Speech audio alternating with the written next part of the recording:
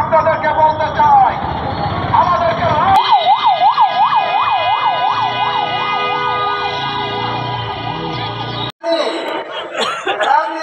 মানুষের জন্য জনাব ডাক্তার শফিকুর রহমান, এই দেশে এমন একটি সরকার গায়ের জোরে দেশ চালাচ্ছিল যারা মানুষের মুখের ভাষা কেড়ে নিয়েছিল।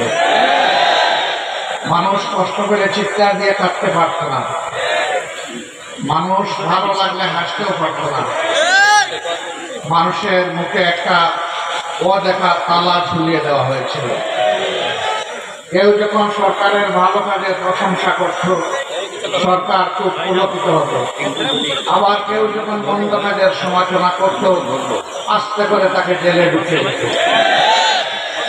এরকম একটি ভয়ের সংস্কৃতি বিগত সরকার বাংলাদেশে চালু করেছিল। এরকম দেশ এবং সমাজ কখনো সভ্য শাসকের দেশ হতে পারে না। জনগণ সভ্য থাকলেও আমাদের শাসকরা সভ্য ছিলেন না, এই জন্য তারা জনগণকে সম্মান করতে পারেননি, ভালোবাসতে পারেননি, জনগণকে দেওয়া কথা তারা রক্ষা করতে পারেননি। আজকে শুনি আওয়ামী লীগের একজন নেতা বলেছেন এখন চালের দাম এত কেন। তারা 2009 সালে ক্ষমতায় আসার আগে বলেছিলেন আমাদেরকে ভোট দিলে 10 টাকা কেজি মূল্যে চাল উপহার দেব।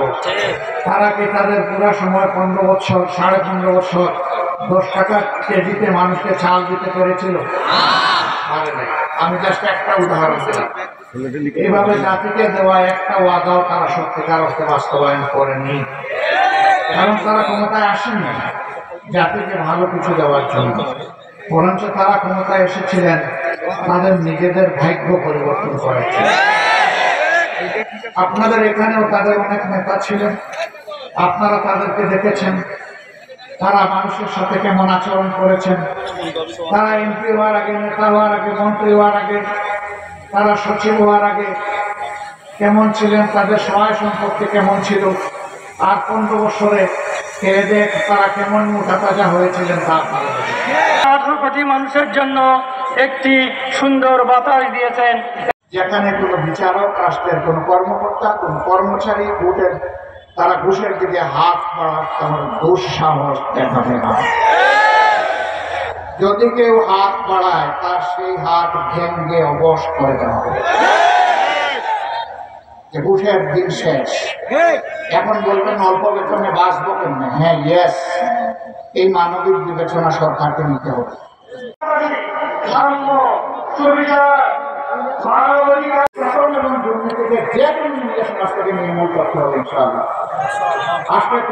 ধর্ম চাপিয়ে দেওয়ার অধিকার কারো নেই।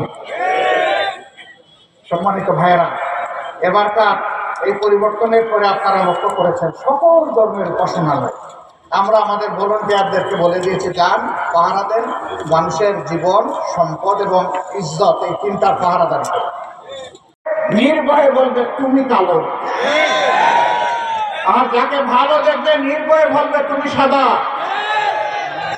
এই সাদাকে সাদা বলার এবং কালোকে কালো বলার এই বাক স্বাধীনতা আমরা নিশ্চিত করতে চাই।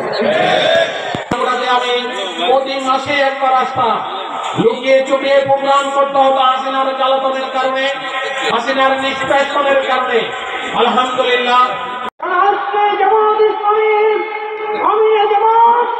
আমাদের রহমান মানবিক বাংলাদেশ গড়ার স্বপ্ন দোষ থেকে আজকে আমরা আমাদের পদে পেয়ে আমরা আনন্দিত।